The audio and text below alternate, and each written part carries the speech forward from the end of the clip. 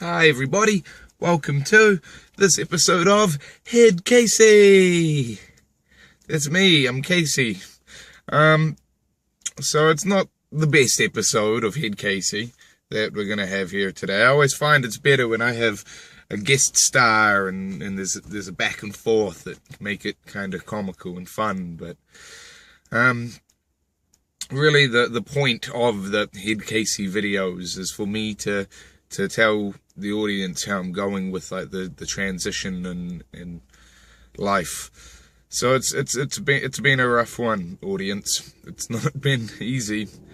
In the time that I've not made a recent HeadCasey, things were bad in my personal life. I'd lost, I don't have a job, and trying to get one's been difficult and put strain on personal relationships and such, and that's been difficult. And I was sent to a place that was supposedly able to, like train you to be more employable, and they didn't manage to get me a job. And a few weeks went by, and they sat me down, and we had a little chat, and it was sort of suspected that the reason I was having trouble was we thought it was depression, and so I had to go and see a doctor and get the doctor's announcement, and yeah, so that's what the doctor said, it was depression. And so Now I've got a counsellor to go and see. I'm doing like an interview thing on Monday to find out whether or not I can actually go and see the counsellor. It's some sort of specialised trans grief counsellor, and so he should be able to help me with the sad. But to be honest, I got really run down, you guys. I'm doing much better now than I was just a short time ago, and I just kind of hit a rock bottom almost, if that's a thing that I have. I don't know, but it was close. It was definitely close to rock bottom, and I just felt miserable, and my face grew out. I didn't maintain. It was horrible. I didn't do the makeup, and I just felt gross and sad and just horrible a lot. And part of it is like, you're so sad that you can't get out of bed. You can't find a reason to do the face, to get on the internet. The motivation. You gotta do a YouTube, you guys. Yeah, pew, pew, pew, pew, pew. I was just lacking that oomph, that level of ability to get up and to do things. But now I'm getting better. I've been trying a few things. One of them is writing lists, not with my actual hand and pen and paper, because I have dyslexia and I use a computer for everything. But on the phone that I'm recording this on is like a stylus, and even though it's essentially a pen, for some reason stylus is easier for me to do that than still an actual pen and paper. So I've been stylusing down a few to-do lists, like a to-do list for each day, and I've been doing them, and each small thing that I do is giving me a slight bit of confidence and a slight bit of oomph to pick myself back up and to try and get myself back to pew, cool. So some of the things that I've done, like one of the first things on the first to-do list, once I'd hit this point where it had been established that I was at, the closest to rock bottom, when I was at that point, I'd pushed everyone away, all my close people, friends, loved ones, relatives. I'd bickered with my nana. Me and my nana had a big row, and it was bleh. And so this is why it's good when you'd have a guest star, so it's somebody to like banter. I was fighting with my nana, but no, I was fighting. I had to go with my nana, and it wasn't good, and I was probably at fault. Looking back, hindsight 2020, I was going through all this dark stuff, but So one of the first things on the first to-do lists was to call up my nana and apologize. And I've done that. That was a couple of days ago, and I'm glad I did. Like being good with nana again, speaking terms.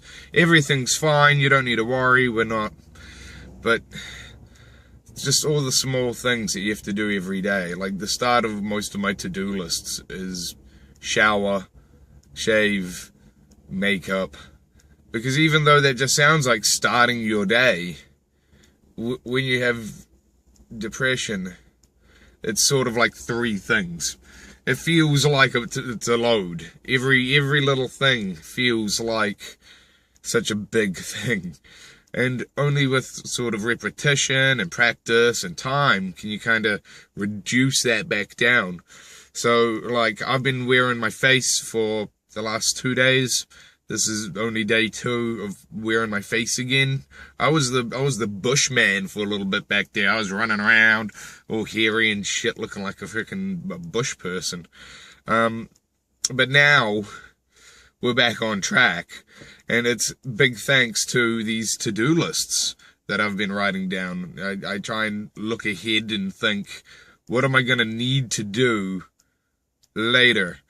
And the thing is, I don't write the to-do lists at the start. I write the to-do lists at the end of a to-do list. So, like, you know, when you've finished everything off and you've got that satisfaction, like, yeah, we are done for the day.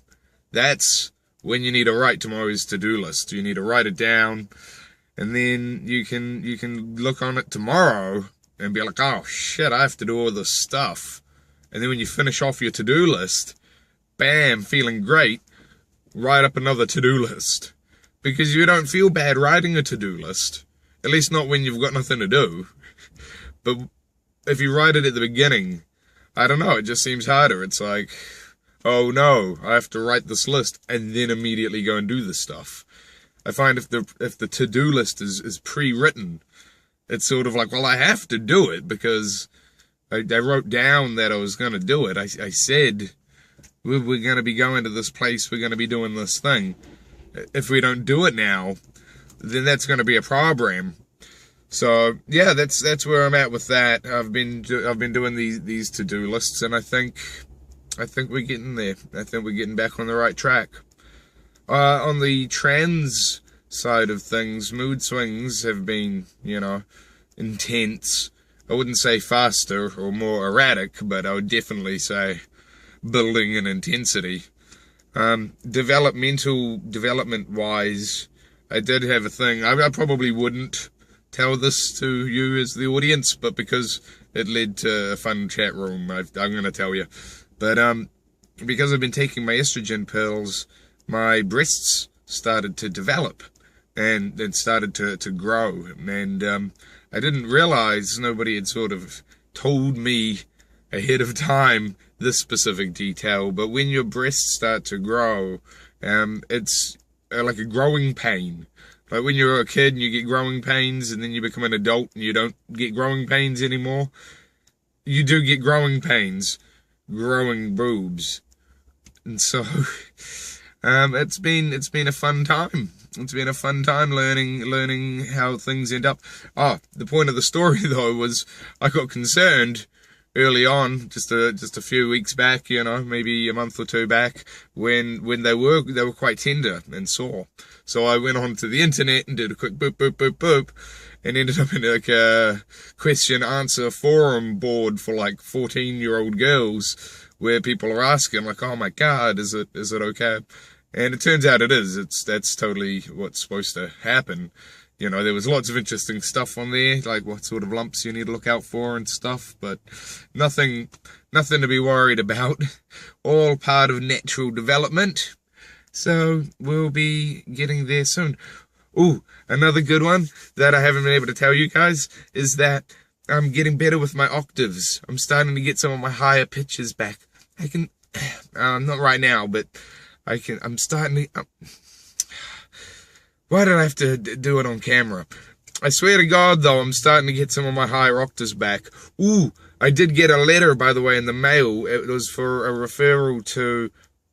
I can't pronounce the word, but it's the people that you go to learn how to enunciate your words, how to speech, how to do the voice, how to get the accent going right.